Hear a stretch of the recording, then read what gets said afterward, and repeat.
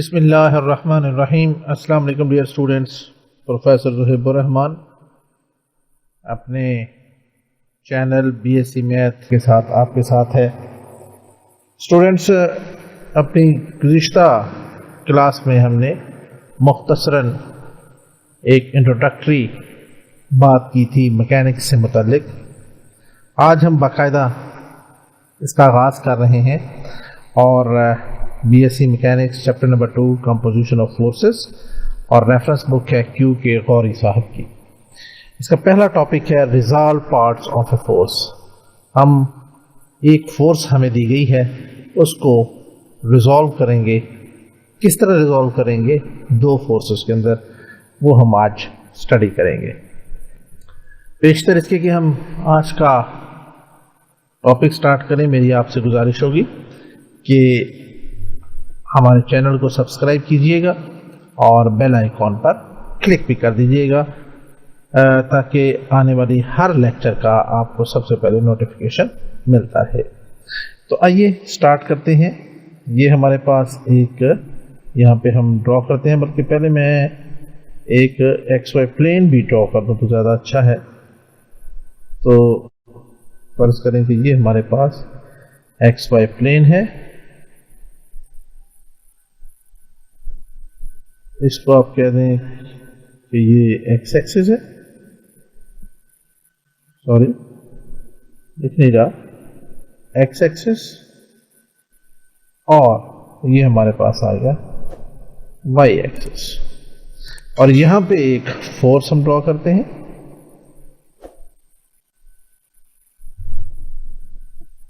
ये एक फोर्स है।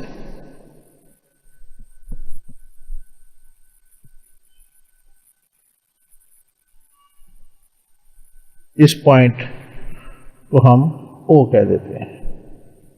ठीक है जी। इस फोर्स को हमने दो हिस्सों में तकसीम करना है। इस फोर्स का नाम हम रख देते हैं कि ये फोर्स R है। ठीक हो गया जनाब। ये जो एंगल बन रहा है एक्स एक्सिस के साथ, इसको हम कह देते हैं कि ये थीटा है। यहां से हम क्या करते हैं कि एक परपेंडिकुलर ड्रॉ करते हैं इस एक्स एक्सिस के ऊपर। ठीक है जी।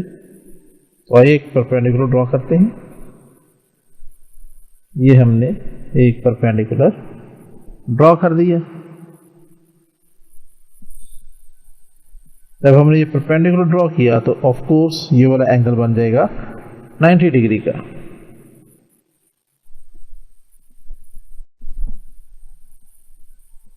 ठीक है। इस पॉइंट का नाम हम रख लेते हैं A और इस पॉइंट का नाम रख लेते हैं B। तो जब ये पॉइंट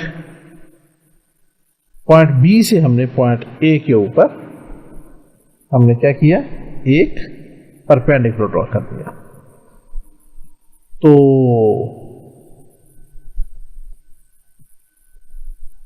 ये जो जितना भी अमल हमने किया है, इसको हम इधर अंग्रेजी में भी लिखना पड़ेगा।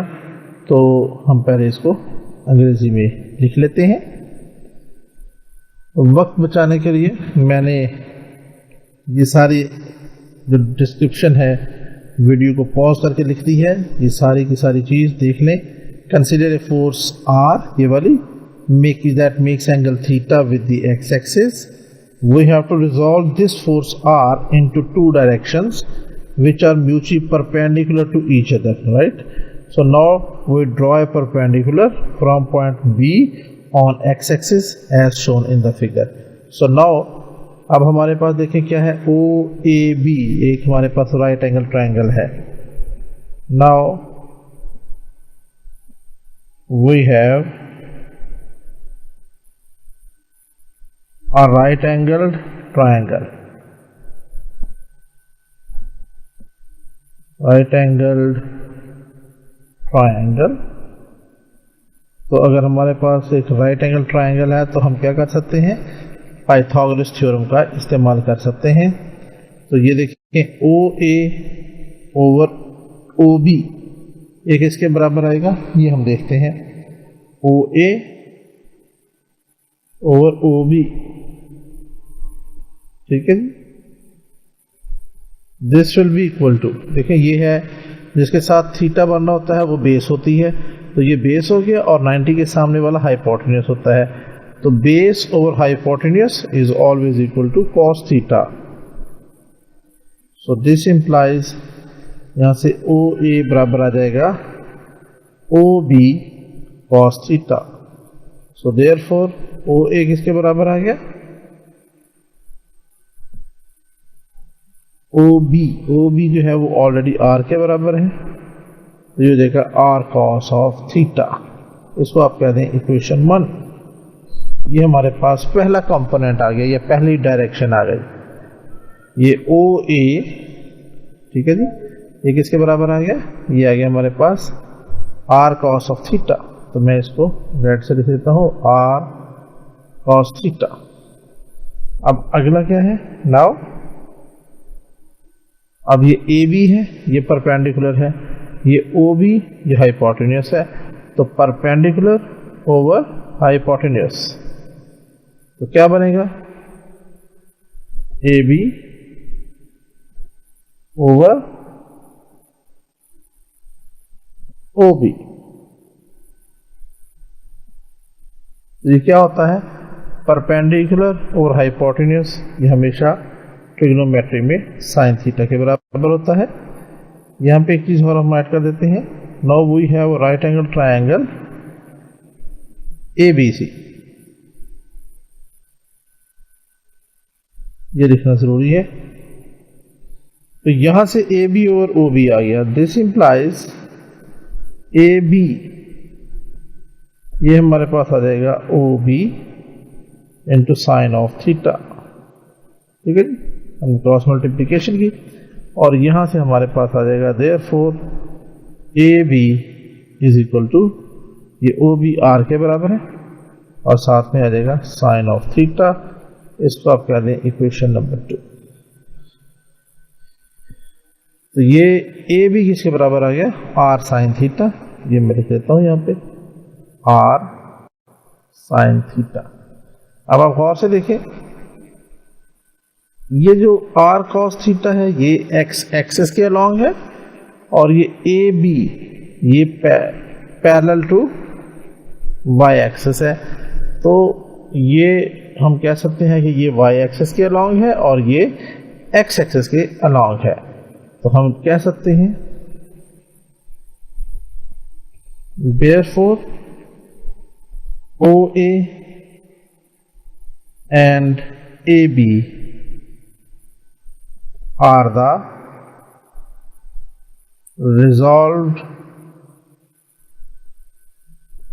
parts of the force R। इस R के ये रिजॉल्व पार्ट्स हो जाएंगे, this implies R x is equal to, बल्कि हम इसको कह सकते हैं O A is equal to R x is equal to,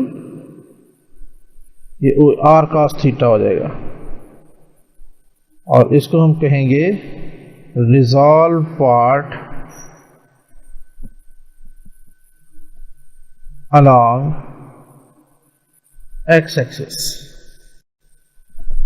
ठीक है जी, और ओ और ये ए बी किसके बराबर हो जाएगा, इसको हम करेंगे क्योंकि ये y एक्सिस के अलॉन्ग है तो इसको आर वाई से डिनोट कर दिया, this is equal to R into sine of theta, और इसको हम कह दे देंगे resolve part of the force R along y axis. तो ये हमने यहां से मालूम कर लिया। नाउ अगेन, बल्कि अगेन नहीं, now using Pythagoras theorem, now using Pythagoras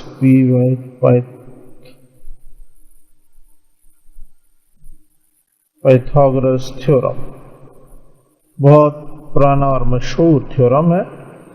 अब अगर हमने ये आर, देखें ये राइट एंगल ट्रायंगल है, इस आर की मैग्नीट्यूड किसके बराबर होगी, इस परपेंडिकुलर का स्क्वायर प्लस इस ये जो बेस का स्क्वायर। तो हम कह सकते हैं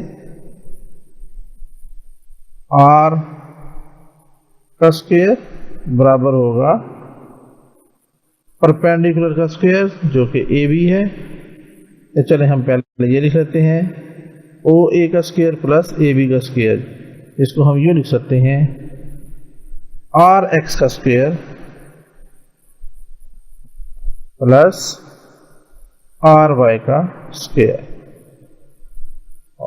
ठीक है जी। और अगर आर निकालना हो तो वो क्या आ जाएगा, मैग्नीट्यूड ये बराबर हो जाएगा आर एक्स इसका स्क्वायर, यानी resolve part of all the forces along x axis उसका स्क्वायर प्लस ये आर वाई यानी resolve part of all the forces along y axis इसका स्क्वायर और इस सब का अंडर रूट। ये हो जाएगी इसकी, इसको आप कहते हैं equation number 3 is the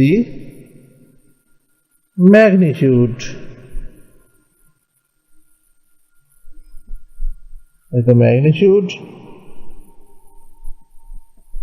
of the force R। ये इसकी मैग्नीट्यूड आ गई। अब हम इसकी डायरेक्शन भी अगर फाइंड आउट करना चाहें, since R makes angle theta with the x-axis, तो क्या होगा, therefore टेंजेंट थीटा किसके बराबर होगा, tangent theta is equal to, देखें ये थीटा है, टेंजेंट थीटा हमेशा बराबर होता है perpendicular over base A B over O A B over O A. This implies tangent of theta is equal to, अब ये ए बी देखें किसके बराबर आ रहा है, ये ए बी आर वाई के बराबर है और ओ ए आर एक्स के बराबर है। तो हम यहाँ पे लिखेंगे R y over R x. तो देयरफॉर अगर थीटा यहाँ से निकालना हो तो वो आ जाएगा टेंजेंट इनवर्स जो कि एक्चुअली डायरेक्शन है R y over R x, और ये जो है इज दी डायरेक्शन कि कौन सा एंगल बना रहा, is the direction of the force R. तो ये स्टूडेंट हमारा सारा टॉपिक था जो कि हमने कवर करना था। आई होप कि छोटा सा टॉपिक आपको अच्छी तरह समझ में आ गया होगा। इंशाल्लाह मिलते हैं अपने नई क्लास में नए टॉपिक के साथ। जब तक के लिए इजाज़त दें, अल्लाह हाफ़िज़।